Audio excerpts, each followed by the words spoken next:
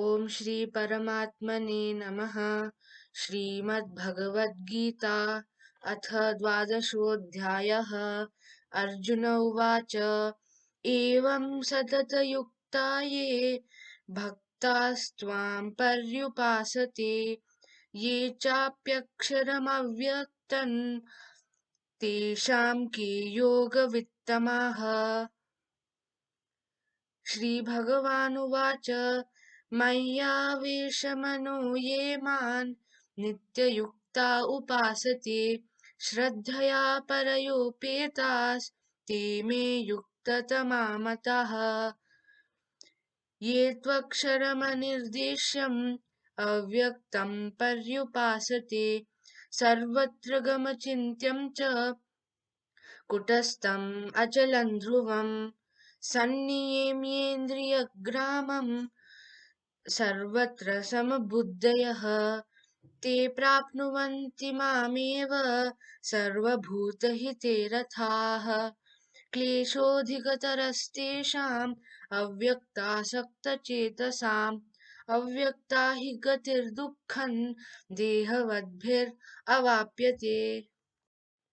ये तु सर्वाणि कर्माणि मयि सन्न्यस्य मत्पराः अनन्येनैव योगेन मां ध्यायन्त उपासते तेषामहं समुद्धर्ता मृत्युसंसारसागरात्। भवामि न चिरात् पार्थ मय्यावेशितचेतसाम् मय्येव मना धत्स्व मयि बुद्धिं निवेशय निवसिष्यसि मय्येव अथ ऊर्ध्वन्न संशयः। अथ चित्तं समाधातुं न शक्नोषि मयि स्थिरम् अभ्यासयोगेन ततो मामिच्छाप्तुं धनञ्जय। अभ्यासेऽप्यसमर्थोऽसि मत्कर्मा परमो भव मदर्थमपि कर्माणि कुर्वन् सिद्धिमवाप्स्यसि।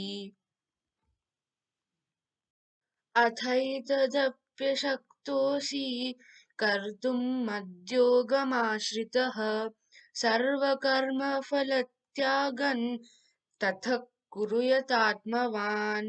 श्रेयो हि ज्ञानमभ्यासात् ज्ञानात् ध्यानं विशिष्यते ध्यानात् कर्मफलत्यागस्त्यागात् शान्तिरनन्तरम्।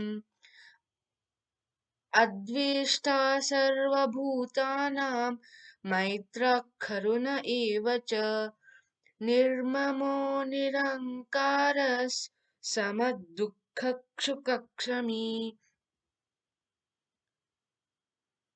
सन्तुष्टः सततं योगी यतात्मा दृढनिश्चयः मय्यर्पितमनो बुद्धिर्यो मद्भक्तः स मे प्रियः।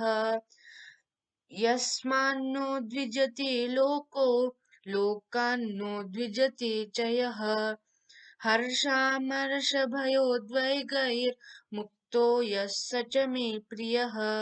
अनपेक्षः शुचिर्दक्ष उदासीनो गतव्यतः सर्वारम्भपरित्यागी यो मद्भक्तः स मे प्रियः।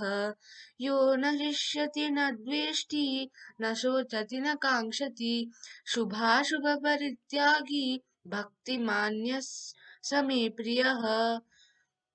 समशत्रौ च मित्रे च तथा मानापमानयोः शीतोष्णसुखदुःखेषु समः सङ्गविवर्जितः तुल्यनिन्दास्तुतिर्मौनी सन्तुष्टो येन केनचित् अनपेक्षः स्थिरमतिर्भक्तिमान् मे प्रियो नरः।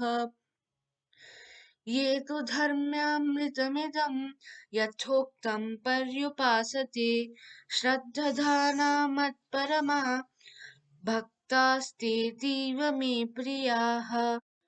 ॐ तत्सदिति श्रीमद्भगवद्गीतासु उपनिषत्सु ब्रह्मविद्यायां योगशास्त्रे श्रीकृष्णार्जुनसंवादे भक्तियोगो नाम द्वादशोऽध्यायः। श्रीकृष्णार्पणमस्तु। हरये नमः, हरये नमः, हरये नमः।